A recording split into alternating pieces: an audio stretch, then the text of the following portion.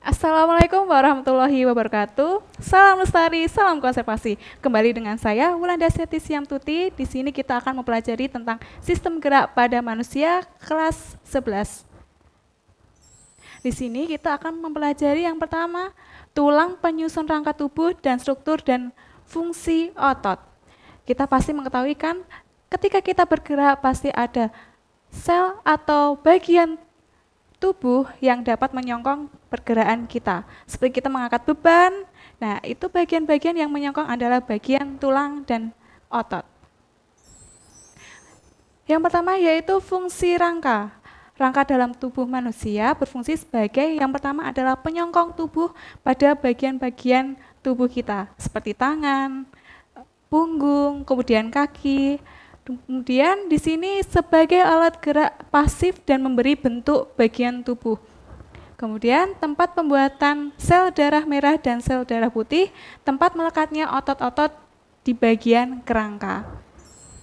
Kemudian untuk susunan tulang dalam tubuh terdapat bagian tulang kepala atau kranium, kemudian tulang belakang disebut vertebrae, kemudian tulang dada disebut dengan sternum, dan tulang rusuk disebut juga dengan costae, dan tulang anggota. Berdasarkan bagian tubuh dan susunannya, tulang-tulang dibedakan menjadi tadi ya, tengkorak, kemudian tulang belakang, tulang dada, kemudian ada tulang rusuk, dan tulang anggota gerak. Kemudian macam-macam tulang berdasarkan bentuknya. Terdapat 3 bagian. Ada tulang berbentuk pipa, tulang berbentuk pipih, dan tulang pendek. Tulang berbentuk pipa itu contohnya adalah tulang paha. Yang menciri khaskannya adalah bentuknya seperti pipa, kemudian bagian ujung atas dan ujung bawah terdapat bundalan atau bulatan yang menyerupai lingkaran, setengah lingkaran.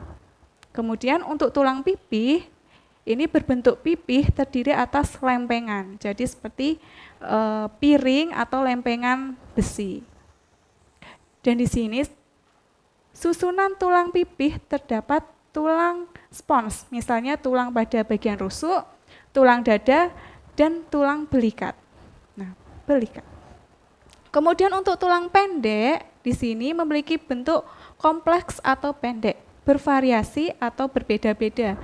Tetapi di sini tulang pada, di contohnya ada tulang pada pergelangan kaki, pergelangan tangan, telapak kaki, dan ruas-ruas tulang belakang. Seperti telapak tangan, ruas-ruas jari, kemudian ada bagian telapak kaki, dan ruas-ruas jari kaki. Kemudian selanjutnya di sini kita mempelajari macam tulang berdasarkan zat penyusunnya. Untuk zat penyusun terdiri atas 2 bagian, tulang rawan dan tulang keras. Tulang keras biasanya kita sebut tulang sejati. Untuk tulang rawan tersusun dari sel-sel tulang rawan yang berkondrosit atau di situ memiliki tekstur yang lunak seperti hidung yang dapat kita bengkokkan. Kemudian ada tulang rawan yang menjadi yang bagian-bagian hialin, kemudian ada tulang bagian rawan elastis. Kemudian untuk tulang keras, sebagaimana kita tulang tengkorak, kemudian tulang tangan, tulang belakang, kemudian ada tulang bagian paha. Untuk selanjutnya, proses pembentukan tulang. Di sini terdapat 6 proses pembentukan tulang. Yang pertama, bagian dalam tulang rawan pada embrio yang berisi banyak osteoblast. Kemudian untuk osteoblast tersendiri itu membentuk osteosit, yang dimana osteosit tersusun melingkar membentuk sistem Haivers. Kemudian di tengah sistem Haivers terdapat saluran Haivers yang mengandung banyak pembuluh darah dan serabut saraf. Jadi bagian-bagiannya itu terdapat bagian tulang, di dalamnya terdapat bagian-bagian pembuluh darah yang ada di bagian sel-sel sarafnya.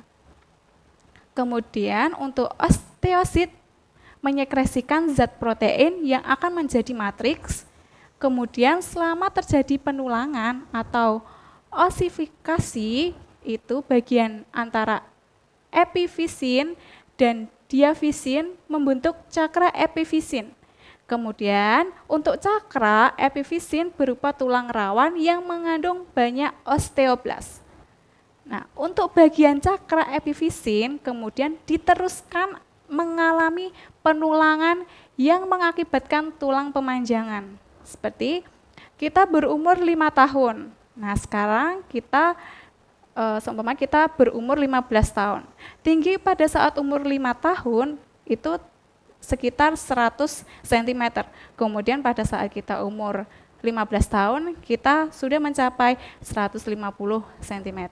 Seperti itu, pemanjangan tulang.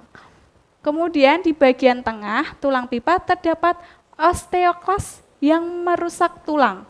Akibatnya tulang menjadi berongga dan terisi oleh sumsum tulang. Nah, di sini sudah pembentukan sumsum tulang yang sejati. Kemudian untuk persendian dan artikulasi, di sini kita ada sinartrosin atau sendi mati. Nah, sendi mati ini tidak memungkinkan terjadinya pergerakan. Kemudian untuk amfiartrosis itu sendi kaku. Sendi kaku itu untuk memungkinkan terjadinya sedikit gerakan, dan diartosis itu sendi gerak. Seperti persendian yang terjadi gerakan tulang secara leluasa, seperti tulang tangan, kemudian lengan, kemudian ada tulang leher, dan ada tulang bagian kaki, persendian. Kemudian untuk gangguan dan kelainan pada rangka tubuh itu ada secara fisik, kemudian bagian kedudukan bagian tulang belakang, dan gangguan fungsi. Dan ada juga gangguan persendian. Untuk gangguan tulang secara fisik itu ada tulang karena patah atau tulang karena retak. Kemudian untuk gangguan kedudukan tulang belakang ada skoliosis, kemudian ada lordosis dan kifosis. Untuk gangguan fisiologisnya di sini ada pakitis, osteoporosis, dan nekrosis. Nah, untuk gangguan persendian sendiri itu ada dislokasi, kemudian ada terkilir, kemudian ada atikliosis dan artritis. Untuk teknologi yang berhubungan dengan gangguan dan kelainan tulang, di sini berdasarkan teknologi itu adalah transpalasi sumsum tulang. Nah, ketika sumsum tulang ini kita kurang atau tidak ada, maka sumsum tulang tidak dapat menghasilkan sel darah merah yang secara normal. Nah, di sini sumsum tulang berperan sangat penting untuk pembuatan sel darah merah. Kemudian untuk pergantian sendi, kemudian ada pembuatan patah tulang atau penyembuhan atau pemasangan kembali seperti kita kecelakaan, kemudian tulang tersebut kita gips, dan ada beberapa minggu untuk pemulihan tulang tersebut.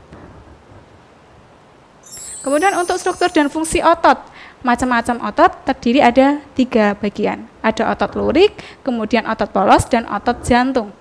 Untuk otot lurik sendiri di sini memiliki bentuk yang memanjang dan banyak inti sel yang terdapat di tepi sel. Nah, seperti ini memanjang, kemudian untuk inti sel ini di bagian tengahnya.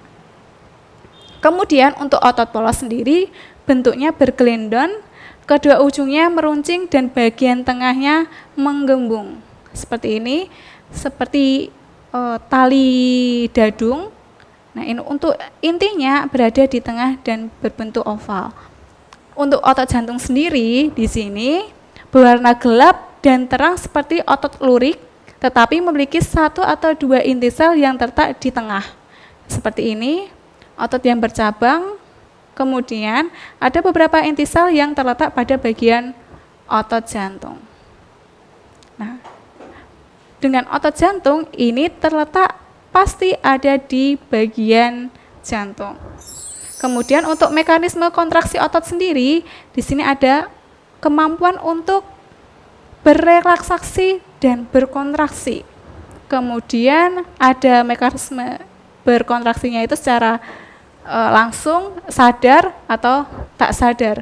Kemudian untuk mekanisme yang lain itu apakah peka terhadap rangsang atau tidak. Kemudian di sini sifat gerak otot dan jenis geraknya sendiri. Ada otot sinergis, kemudian ada jenis otot antagonis. Nah, sinergis di sini ototnya berada di antar tulang rusuk yang bekerja sama ketika menarik nafas. Menarik nafas, otot mulai bekerja pada bagiannya sendiri.